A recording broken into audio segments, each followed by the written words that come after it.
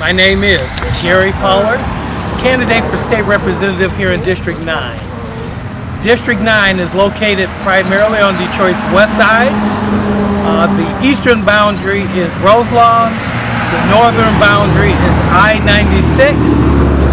The western boundary is Telegraph.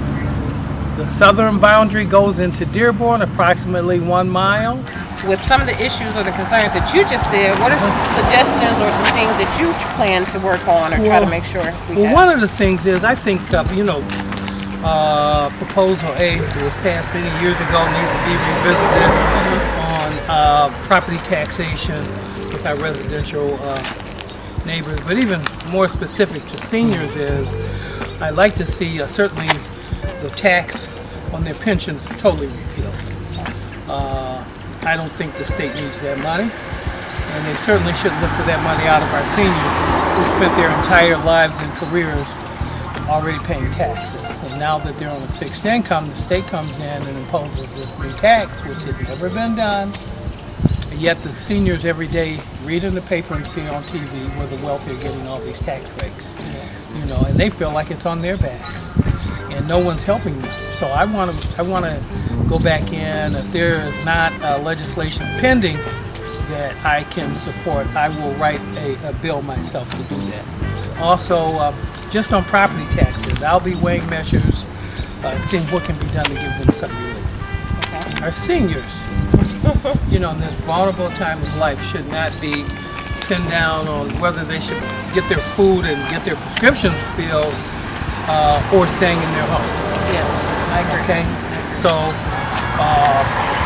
I'm very sensitive to that. I want to do whatever I can to find some relief, and I think that will help. Okay.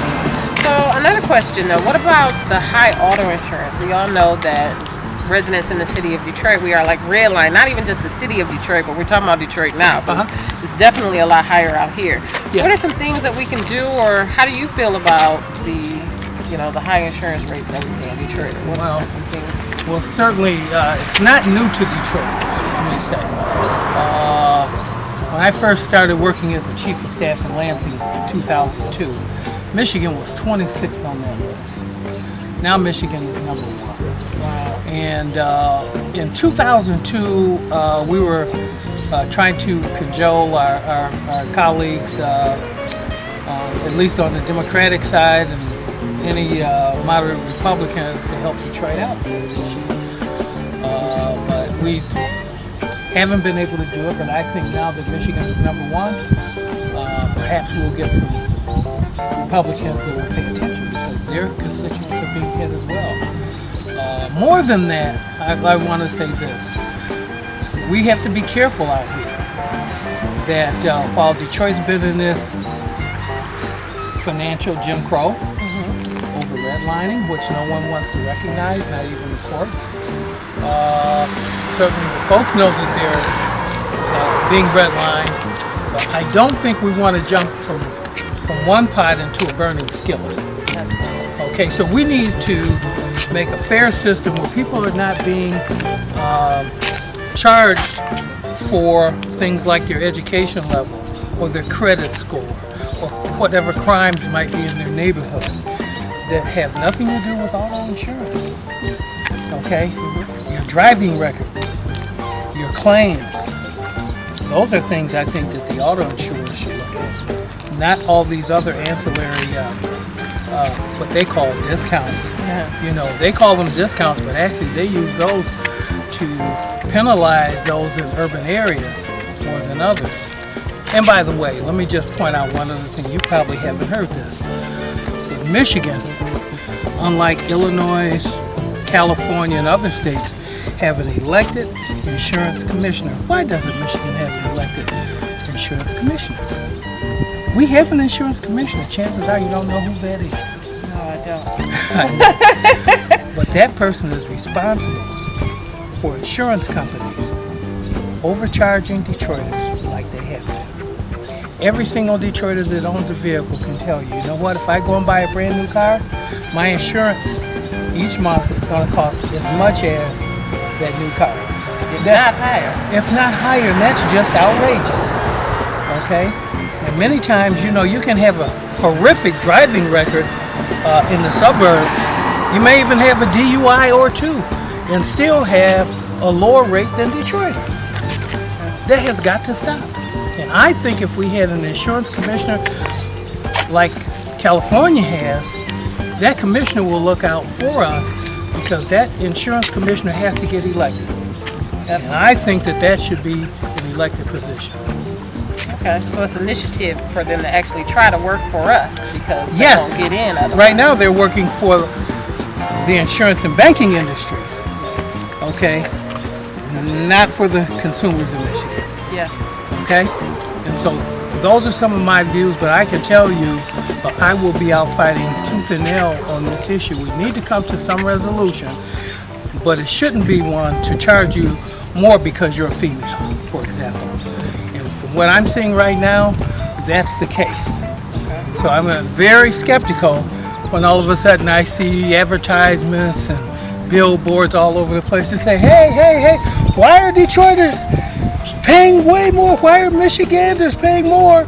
Just out of the blue.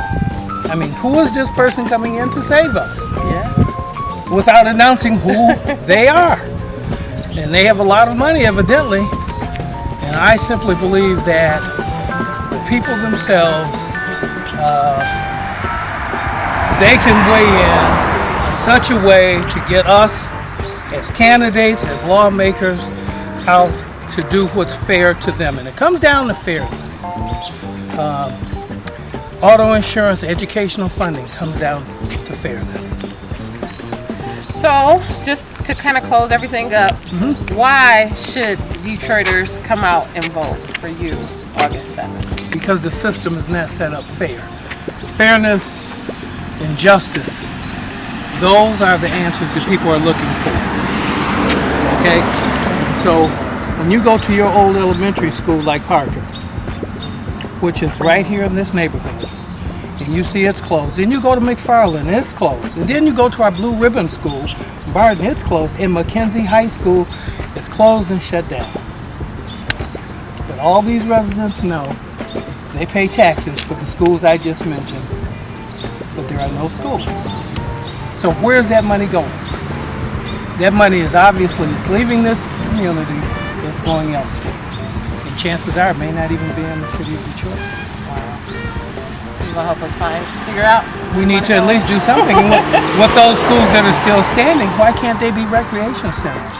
Why can't they be community centers? They should be resource centers so people can utilize them. We certainly need that. We need resource centers. We need recreation centers. We need places that the community can gain benefit from. And I believe that when the state came over and the state closed those schools, they've taken our money. They've given no account for themselves. Yet they leave these buildings standing there, which is driving the property values down. Okay, and the same people that did this would never do that where they live. Okay, it comes down to fairness, and I believe the people need some fairness. But I want to go to Lansing and fight very fiercely for those that have been disenfranchised. Okay? Thank you very much. You're quite welcome. Very much. Thank you for being out with us. Okay? Okay. All right. Good luck. We're supporting you. Well, we support you as well. Thank you. need to know that. I appreciate your efforts. Okay? Thank you very much. All right. God bless. God bless you. Yes.